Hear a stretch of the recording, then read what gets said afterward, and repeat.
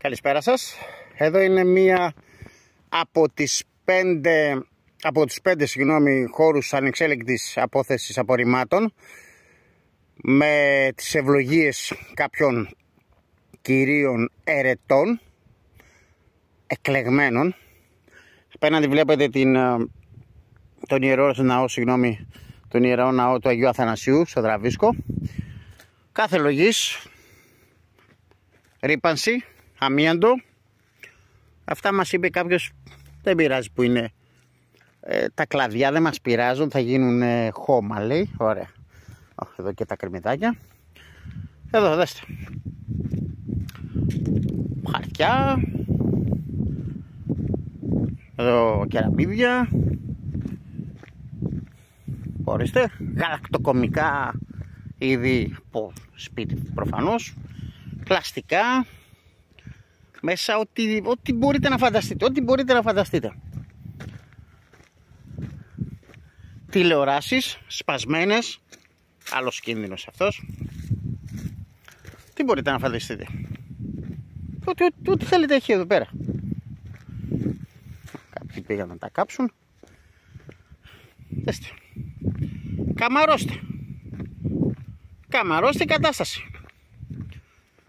Αυτό εδώ προφανώς δεν έχει πινακίδα που να απαγορεύει τη ρήψη των απορριμμάτων, άρα το επιτρέπει. Εδώ βρίσκουμε και ένα λάθος σε όλους αυτούς που διαχειρίζονται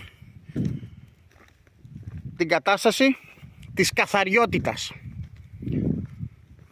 Άμεση αποκατάσταση. Προφανώς αυτός πρέπει να είναι ιδιωτικός χώρος, να ήταν μάλλον, και με αυτήν εδώ την κατάσταση,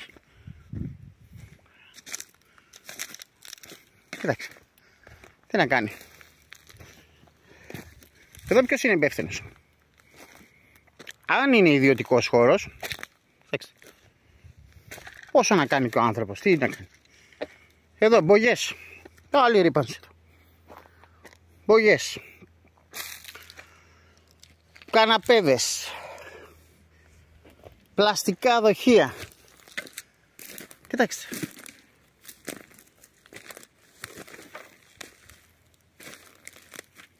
τι είναι αυτό το πράγμα? Η ρήπανση απίστευτη. Τα έριξαν τα βάζα, καλός, κακός, τα έριξαν προφανώς και μετά έριχναν οτιδήποτε. Εδώ δεν πρέπει να μπει ένα φρένο? Που παιδιά, τι θα γίνει τελικά με το περιβόητο πράσινο σημείο? Ήταν να γίνει το 22, πέρασε 23, πέρασε 24, είμαστε στο 25. Πότε ήταν να ολοκληρωθεί? Το 23, άντε ένας χρόνος, 2. Τι έγινε?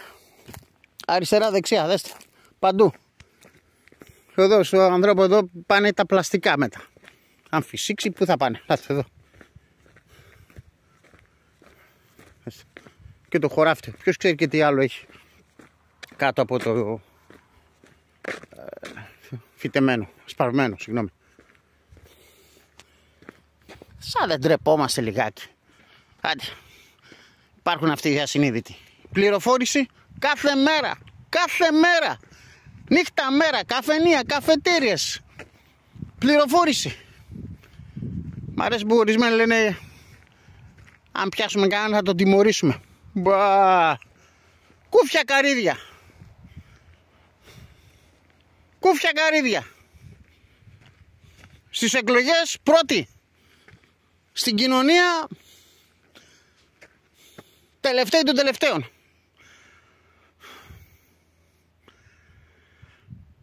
Ευελπιστώ να καλυτερεύσει η όλη κατάσταση στη χώρα μου. Στην περιοχή μου πρωτίστως και μετά σε όλη τη χώρα μου. Λοιπόν, σας χαιρετώ με αισιοδοξία. Γεια σας.